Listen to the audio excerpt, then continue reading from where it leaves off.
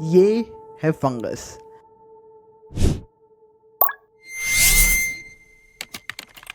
And आज से मैं एक नई सीरीज की स्टार्ट करने वाला हूं जो कि फंगस को लेकर डिस्कस करेगी। What is fungus? फंगस को फंगस क्या बनाती है and all the different kind of beauties in this fungal kingdom.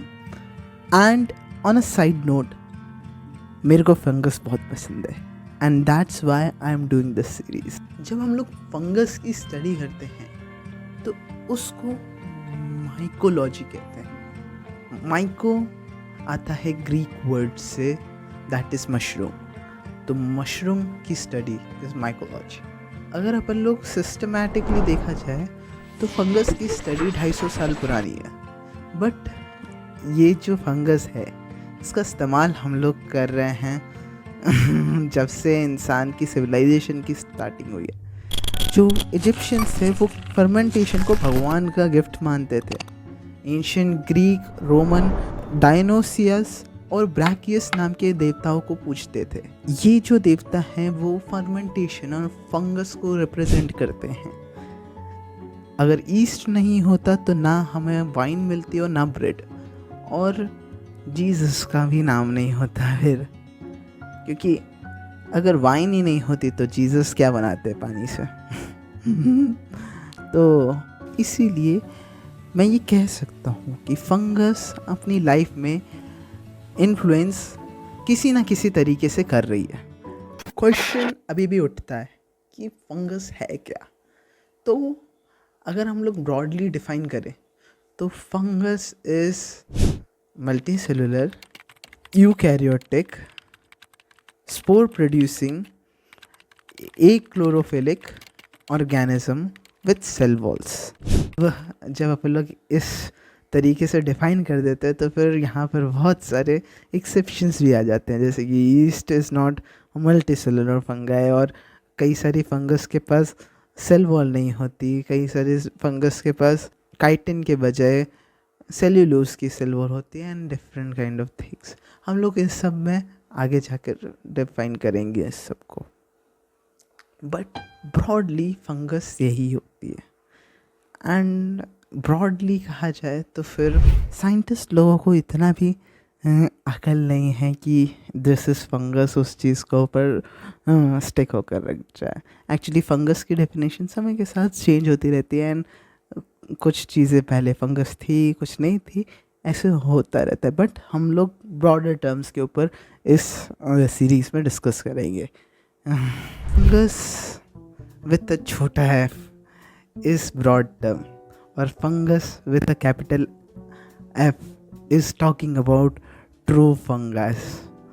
हाय, ये साइंटिस्ट कुछ भी करते रहते हैं। एंड हम ब्रॉडर टर्म्स में डिस्कस करने जा रहे हैं तो पहले ये जान लेते हैं कि फंगस के अंदर क्लासेस क्या हैं। फंगस पहले तो 4 क्लासेस में बटा हुआ था, इन क्लासेस में बटा हुआ था, but now we are scrapping this because modern technology के साथ, मॉडर्न साइंस के साथ modern divisions, and now we have 4 classifications of fungus, that is Chytridiomycota, जो कि एक ऐसी फंगस है जो बहुत ज़्यादा प्रिमिटिव टाइप की है, पानी में रहना पसंद करती है, पानी में ग्रो होती है, सॉल्ट वाटर सी में रहती है, and that is the one जहाँ से इवॉल्व होकर बाकी सारी फंगस आई है। इसी फंगस के थ्रू बाकी फंगस का फॉर्मेशन हुआ है, एंड वी कैन से कि ये फर्स्ट एंसेस्टर्स है फंगल किंगडम के। देन आता है जाइगोमाइकोटा। जाइगोमाइकोटा के अंदर जो फंगस आती है वो जाइगोस्पोर्स का फॉर्मेशन करती है, एंड ये जो जाइगोस्पोर्स है उसके अंदर फ्लैजिलम होता है तो फिर ये मूव कर सकते हैं, दैट्स वाई जाइगोस्पोर। एंड ये जो जाइगोमाइकोटा की क्लास है ये भी अपने इन्वायरमेंट में इम्पॉर्टेंट रोल प्ले करती है। इसके बाद आता है एस्कोमाइकोटा। एस्कोमाइकोटा के अंदर तो बहुत सारी ऐसी फंगस है जिसके बारे में अपन लोग जानते हैं, लाइक अपना पेनिसिलियम, से लेकर ईस्ट से लेकर मॉरल्स से लेकर ट्रफल्स, यहाँ पर सब कुछ मौजूद है। एंड यहाँ पर जो फंगस मिलती है वो एक सैक लाइक चीज़ों को बनाती है। एंड सैक लाइक चीज़ों के बनाने के बाद उसमें वो स्पोर्स को प्रोड्यूस करती है। That's why this is also called as sac fungus. फिर आता है अपना fourth type, that is Basidiomycota. Basidiomycota से आप सभी फैमिलियर हैं because you all love eating mushrooms. वैसे ऑन अ साइड नोट मेरी मम्मी को बिल्कुल पसंद नहीं है ये, बट फिर भी इन सब को छोड़ के अपने पास बाकी जो आ जाते हैं वो आ जाते हैं मोल्ड्स यानी कि slime molds. And there are different varieties of slime molds जिनको पहले अपन लोग कंसिडर किया जाता था in class of fungus, but later we discovered that ये फंगस से ज़्यादा सिमिलर नहीं है। That's why we included it in Protista. चलो इसकी बात तो हो गई। Now let's talk about spores. And spores ही एक ऐसी चीज़ है जो कि अपने फंगस को इतना बदतमीज और नटखट बनाती है। मीन्स बदतमीज क्यों नहीं हो, कुछ भी कर लो मरती नहीं इतनी आसानी से। कहीं पर भी उग जाती है, कैसे भी उग जाती है। That is because spores is like कि एक लाइफ का टुकड़ा है उसकी। जैसे कि सीड्स होते हैं वैसे ही स्पोर्स होते हैं, but it can survive much harsher conditions than seed. वो एक हद तक की हीट भी सर्वाइव कर सकता है।